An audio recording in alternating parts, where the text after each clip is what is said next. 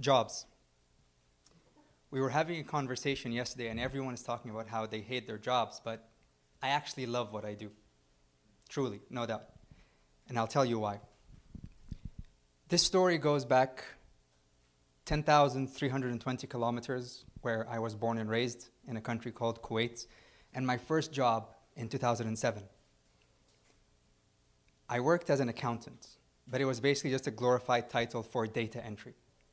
It was my first job, so I was very happy with it. My manager was somewhat nice until he wasn't. And that switch from being a nice manager to being someone who, I know you guys won't understand or appreciate this, but my brother was getting married at the time, and I wanted to attend the wedding back home from Kuwait, where I was living, in Egypt, where I'm from. And my manager tells me, bring me your passports, because we weren't allowed to keep our passports. This was the dark ages in that it was 2007, and the internet was not as prevalent as it is now. The computer I worked on ran Windows 98, if anyone is familiar with it. I kept myself sane by reading people's CVs, or as they were called at the time, biodata. I got my first break when I was able to switch departments, and I went to work for another person. Now, fortunately, this person had internet, like actual internet. And I speak of it like it's this thing that you could not have because it was so difficult to get on.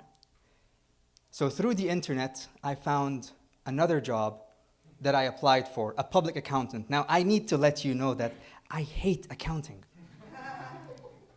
But I applied for it anyway, and I went to the interview, and I failed the interview. They told me that you did not score the passing mark. But that's when I got a break, in that the manager I was going to work for, Ravi Kumar, saw my translation skills. And he said, I'm hiring you based on your ability to translate Arabic into English. And I was ecstatic. And he asked me, what is your expected salary? So I immediately threw a higher number than what I was making. He gave me an even higher number, and he said, but only on one condition. You have to cut your hair, because at the time my hair was yay long. I said, sir, for that amount of money, I will wear a dress and come to work. I went and started working at a public accounting firm. And that's where I met another person. His name was Muhammad Burini. He was from Palestine. What he did for me started off as just me finding a friendly face sitting at a desk next to mine. We became friends. He moved to the country newly. He was recently married, trying to build up his savings so he can bring his wife to Kuwait. And I saw him and I was like, you know what? I'm going to help this guy out. So the first day, I drove him to his house. They were renting him a hotel room. Later on, he managed to find a house with some other people, so roommates. I drove him there. I helped him to find an apartment. When his wife came, I was there to pick her up from the airport with him. When his mother came, I was there to pick her up. When he wanted to put his brother through university and he needed a loan, I helped him out.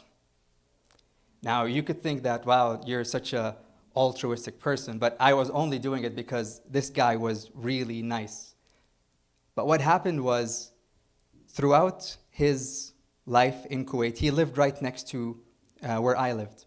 And he would carpool with me and my mom when we were going to work. So I would wait for him, he would come into the car, he'd talk about what he sees in his daily life. And the more he talked about it, the more I was like, I love what this guy is doing. And through him, I met another person named Amr Mursi.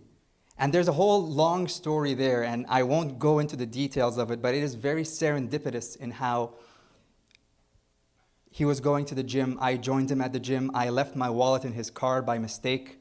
The next day, I needed it for something at work. I had to drive to where he is. And then he tells me, we have an opening in my company in internal audits. Now, what I was doing at the public accounting firm, I was a tax accountant.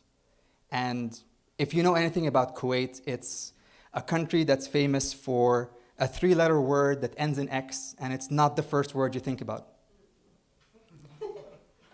It's a tax-free country.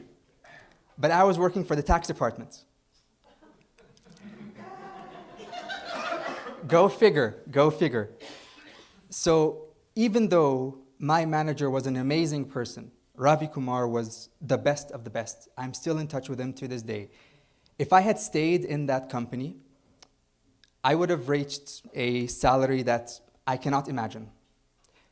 But I decided to make a break and bet on myself. And in January 1st, on January 1st of 2010, I became an assistant internal auditor. And I kept that career that I was introduced to because of Muhammad Burini until 2022 when I left Kuwait. Now, the reason I tell you I took a chance on myself and I gave myself a break is because I wanted a career that can transcend borders. That if I ever needed to leave the country where I was born and raised and spent my entire life in, I would be able to land on my feet. And I did land on my feet when I came to Canada. Because even though I moved here in November of 2022, in the 1st of January 2023, I was working as a senior internal auditor at DeFasco. So the theme of giving a break and getting a break resonated well with me because if I hadn't seen that friend and dropped him off and really befriended him and then just learned from him on a whim about what he does, I literally would not be standing where I am today. Thank you.